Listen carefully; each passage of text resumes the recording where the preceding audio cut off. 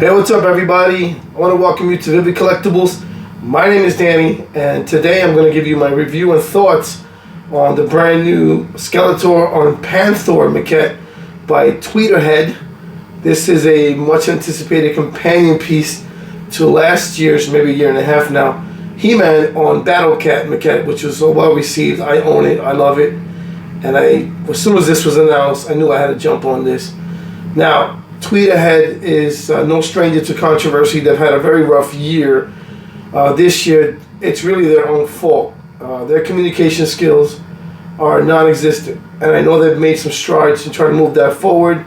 And to be fair, the last few times I tried to contact them, I have gotten a response faster than I would have in the past, and they have started to ship out some of their products. Now, lucky for me, this came with no damage at all, no blemishes, but I know that those receiving the Superman bust right now, the 1/3 bust, have had a lot of issues, and I believe they're making it right. Chad put out a statement that they're going to make them right.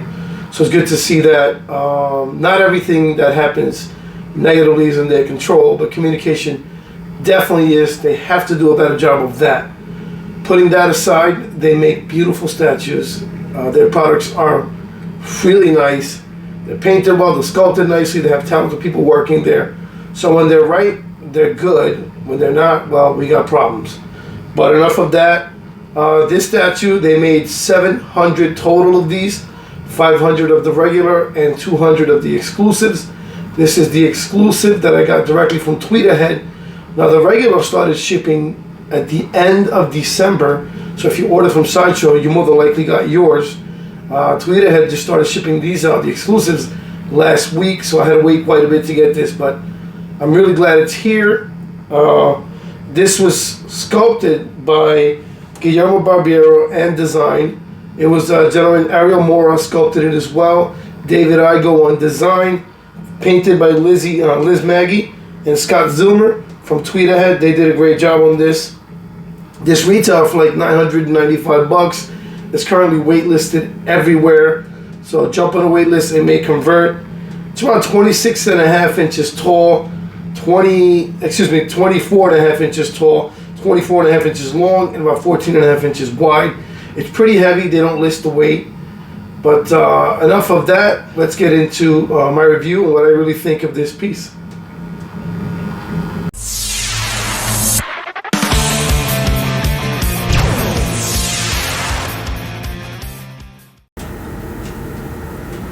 Alright, so we're going to get into the concept and design of this piece. So what we have is a classic Skeletor on his trusty steed, Panthor. And he's going into Castle Grayskull. He's crossing that Skeletor Bridge right now, which is what his base is. So what they did was they took elements of all the classic Skeletors and they blended them together to give you really the ultimate classic Skeletor. I think they did a great job. This is, like I said before, a companion piece to their He-Man. Towards the end of the video, I'll put them both on the table and give you a nice comparison and show them together for you. But as far as concept, simple, right? Skeletor riding his trusty steed, Panthor over the Skeletor Bridge going into Castle Grayskull. He's attacking He-Man. He looks great, very classic. This is the exclusive, so it does come with an alternate portrait, which I'm going to switch out later on and give you a better look at. But that's your concept. It's pretty basic. It is a companion piece, and they did a great job. Alright, so we're going to get into the paint and sculpt. We're going to start with the sculpt. So what we have in the, as far as the base is, a rocky sub-base. This is the Skeletor Bridge leading into Castle Grayskull. It's got a lot of nice intricate detail. You can see all the skeleton and all the bones throughout. The rocks are not rounded, they're more like jagged, and there's a lot more detail on this base as far as stonework goes than on the He-Man base. But I guess it's a design choice, right? The He-Man was a little more beveled and rounded.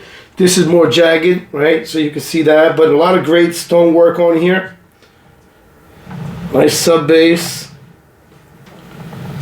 I love all of the design choices they use for this. You see these bones right here. So they're painted like a light purple with some gray shading, but it's really a light purple. Nice shading throughout, great textures. The bones look like real bones. I don't know how to describe these. They look more like dried up vines, but they look really, really good. But again, look at the surface. On the rock, it looks like real stone. You can see loose stones throughout. Very nice sculpt on this base. And then, like I said, the paint is a grayish purple to help contrast the deep purple on the Panthor. So for paint and sculpt on the base, I think it looks great. It does a really good job of highlighting the character and also showing you some nice detail on the base itself. All right, let's move on to Panthor. Nice deep purple on him. You can see the fur texture throughout. That looks really good. So you have some deep purples, some lighter purples for shading. It looks good. Very nice sculpt on the Panthor. He's muscular. He's standing on his hind legs, ready to attack. There you go. Very nice fur on that, and the colors are great. Nice job on the tail. A little smooth at the end, but again, nice texture and fur. There you go, more of that beautiful fur. The fur looks really good on this. So keep in mind, this is not realism. It's a cartoon, but it looks very good. All right, the paws look awesome. You see the claws; they're a little longer than He-Man's cat. Very nice. The pads underneath, nice and blacked out. As far as the Panthor himself, the paint job and the sculpt are great. Very muscular beast. And then his portrait, Panthor's portrait's amazing.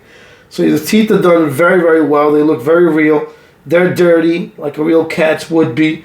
The tongue is glistening, so they did a nice job of painting that wet effect, right? Looks very, very good. The nose is on point. Nice expression, a fierce expression. He's ready to attack. The eyes are done exceptionally well. See that nice gloss on the eyes? They look great. See the ears are pinned back. He's in attack mode. I think they could have used a little more detail, separation here on the ears, but that's just a nitpick. Again, it's not made for realism, but it looks good. I think they did a great job, paint and sculpt on this beautiful cat. Now the saddle on him is amazing. It's like it's almost like a teal green, and it looks great. It's got a nice shine to it. It's a little bit metallic-y, which looks awesome. The light hits it differently. It shines different.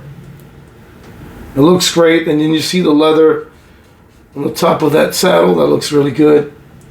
I love all of these little gold accents, the little spikes throughout, and the little rivets. They just add that pop of color. It looks really good. I love the design they went with. Very nice, like a regal greenish teal. I love it, and again, it just helps to contrast the cat itself. So again, paint and sculpt on the cat himself is amazing. This saddle is strapped in by this leather strap underneath. It's got like two layers. The first layer is brown leather, and the second layer is a purple leather. You can see all the stitching throughout. Looks outstanding. And then it's buckled here. Looks very good. So Panthor looks amazing, painted well, sculpted well, nice textures for realism. Looks very good, very good. Skeletor himself, we're going to start at his feet, his disgusting three-toed feet. Again, look at that, the veins, right? The vein detail, the paint's there, nice shading throughout. So like a very bright blue, blacked out claws, similar to his cat. But you can see the tendon detail and all the vein work. It looks great. His feet are stretched out. Looks awesome. Very nice details on that. And then he's got like a shin guard. Looks, battle worn. So nicks all over the place. Deep purple with a slight metallic to it. Looks very good. I like the design on it. It's throughout the costume. You'll see it. And then his knees and his thighs, very muscular. The anatomy is very, very nice on this. All the tendons, all the muscles. You got his fur black undies. They look good. So go on the other side now. Look at his right leg. Same thing. Look at the feet. Very nice. veins, tendons, muscles, looks great. Same thing with the right shin guard. I love that layered design on the plated layered design, looks good. Again, more of that great muscle definition. The blacked out fur undies look good.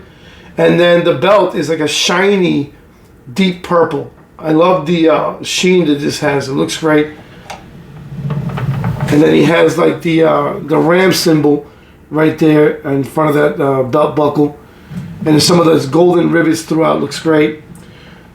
All right, his torso, you can see the six-pack, the belly button, nice shading, right?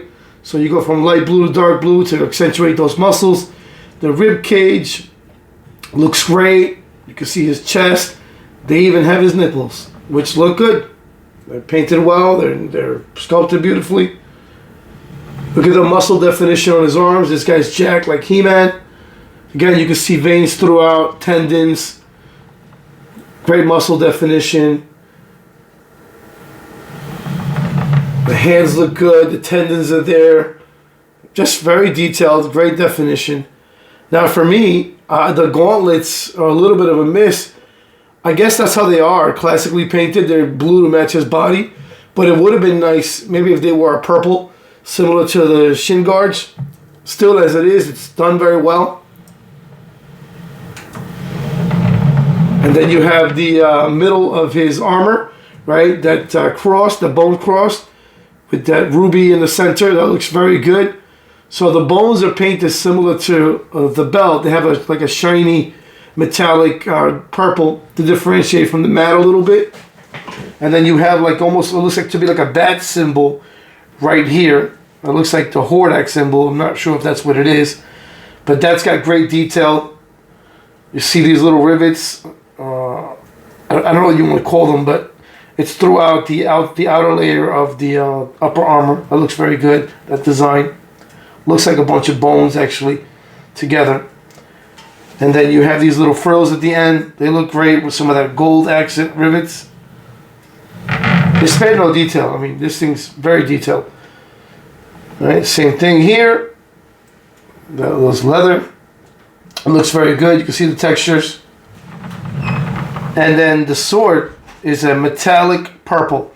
Looks awesome. It's plastic, but it looks good. It looks a lot like He-Man's sword. They're actually very similar in design, except for the gold tip at the end of the handle. The He-Man one doesn't have that. All right, let's go behind this guy and show you what he looks like from the back. Very, very nice. Straps in the back there. Some of that pad, right? Looks very good. And then the staff. The staff is that metallic purple, but this is metal. Staff is got some nice weight to it. It's very long. Good details, but again, it's classic, so it's all purple. Again, I would have loved to see maybe some red rubies in the eyes. Something to really make it pop. It's beautifully sculpted, but I think it could have used a little more detail, but they look good. So, paint and sculpt on this, I mean, I don't know that it's perfect, but it's pretty damn close. Paint and sculpt to me is great on the base, the Panthor, and Skeletor himself. Alright, so for my final thoughts, and to wrap it up, I'm going to compare the two, but before I do that, I'm going to show you the portraits, because somehow I skipped that. So, here's the regular portrait that you get if you get either one of them. This is the regular portrait. He's got a screaming here, do all that maniacal laugh that he does, right? The skeletal detail is great. The paintwork is amazing. I like the hood. It's a little bit wider. It looks great. And then you can see that his skin in there as well, the blue. So I like the bright yellow. It looks awesome. The teeth are great. The bones are awesome, and the eye sockets and the mouth are nice and blacked out. It looks phenomenal. And then this is the exclusive part. This is what you get if you order the exclusive to Tweeterhead. This is by no means an exclusive or bust. In fact, I prefer the regular portrait. So the difference is here you get red eyes. You get some of that green on the portrait as well. And he's got a closed mouth, so you can see the teeth closed and clenched.